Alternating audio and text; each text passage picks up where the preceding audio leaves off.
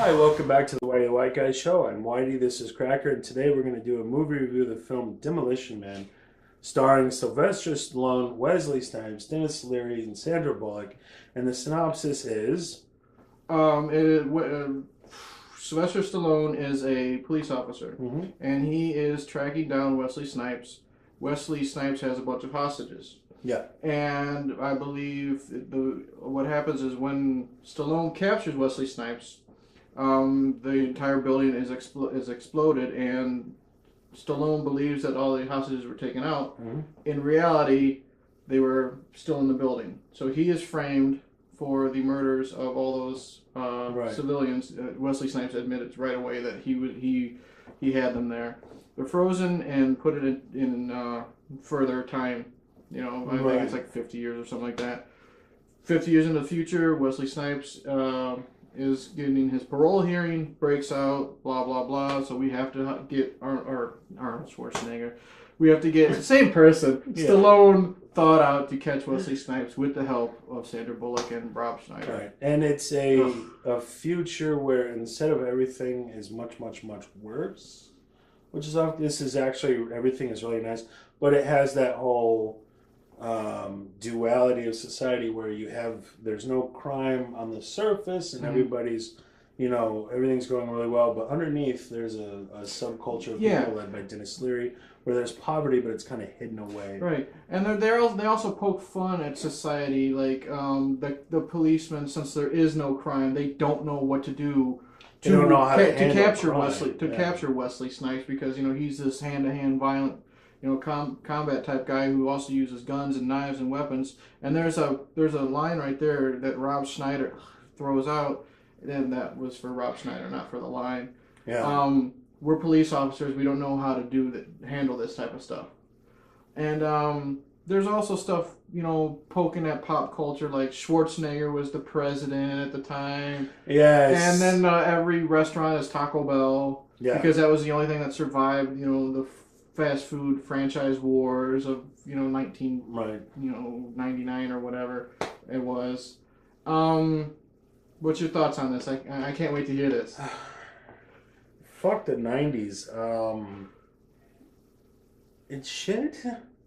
But it's fun shit. That's the thing. It's fun shit. It's commentary on society, I think, very well in some ways. I have a problem with Stallone. Some people love him.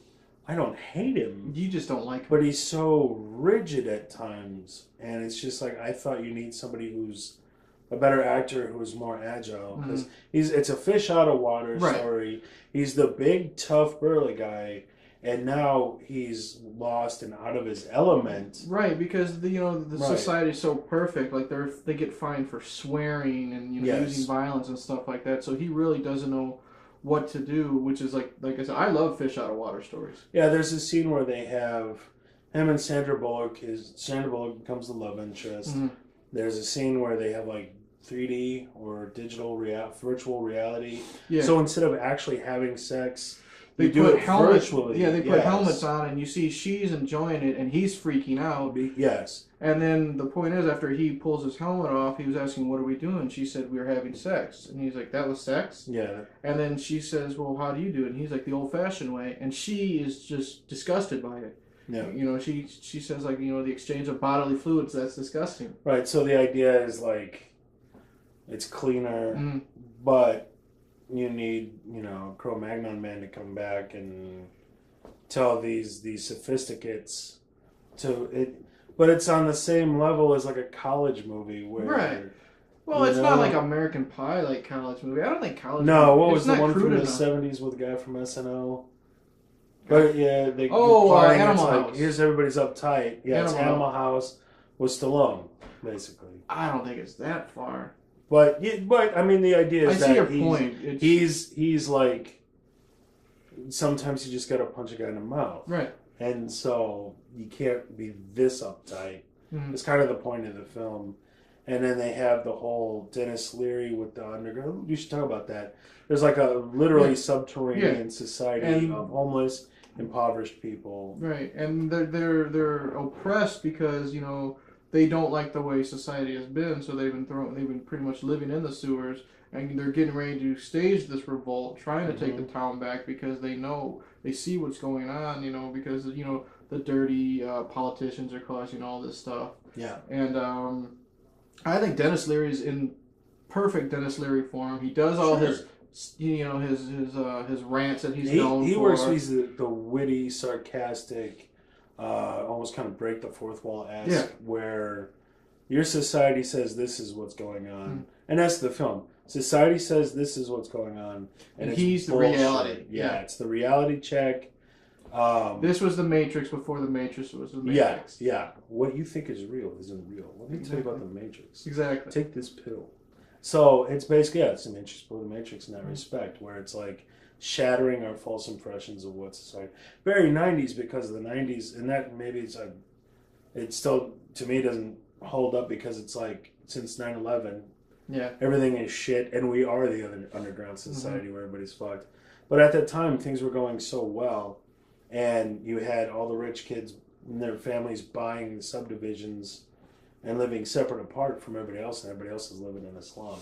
Another way. So it was the time was right. The time was right. It fit the time. And one thing I will praise is you're talking about how wooden Stallone is, like he is in all of his movies.